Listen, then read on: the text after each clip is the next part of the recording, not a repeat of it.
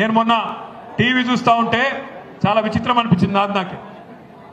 ఒక ఎమ్మెల్యే గారు మన పార్టీలోకి వెళ్ళి కాంగ్రెస్ పార్టీలో జంపు కొడితే ఆ విలేకరు అడుగుతాడు పాప తమ్ముడు పోయి, అన్న ఎమ్మెల్యే గారు ఏ పార్టీలు ఉన్నారు, ఓయ్ ఆగవా ఎమ్మెల్యే గారు ఏ పార్టీలు ఉన్నారు మీరని అడుగుతుంటే ఆ ఎమ్మెల్యే గారు చెప్తాడు ఎక్కడ ఉండాలో అక్కడే ఉన్నాను.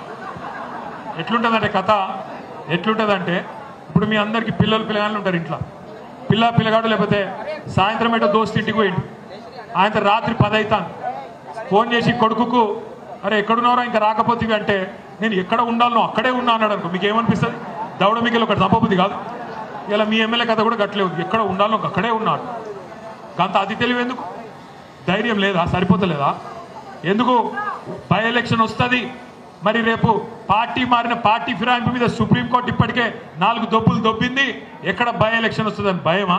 మరి నిజంగానే నీ రేవంత్ రెడ్డి పీకి పందిరేస్తే, నిజంగానే నీ కాంగ్రెస్ ప్రభుత్వం చాలా గొప్పగా పనిచేస్తే తెచ్చుకో టికెట్, రా శేర్లింగంపల్లి నియోజకవర్గంలో కొట్లాడు, ఎవరు గెలుస్తారో చూద్దామని చెప్పి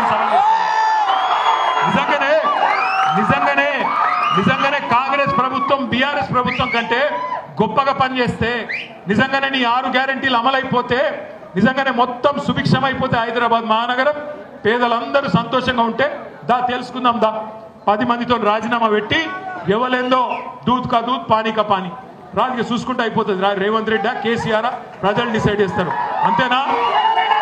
ఒకటి మాత్రం పక్కా తెలంగాణలో సామెత ఉంది, పొట్టోడినెత్తి పొడుగోడు కొడితే పొడుగోడినెత్తి పోషమ్మ కొడుతుంది, పొట్టోడినెత్తి పొడుగోడు కొడితే పొడుగోడినెత్తి పోషమ్మ కొడుతుంది. అంటే దేవుడు ఉంటాడు, చూస్తాడు. ఇట్లా లుచ్చా పనులు చేసే ఏ నాయకుడినైనా బరాబర్ మడత పెట్టి కొట్టే రోజులు తప్పకుండా వస్తాయి.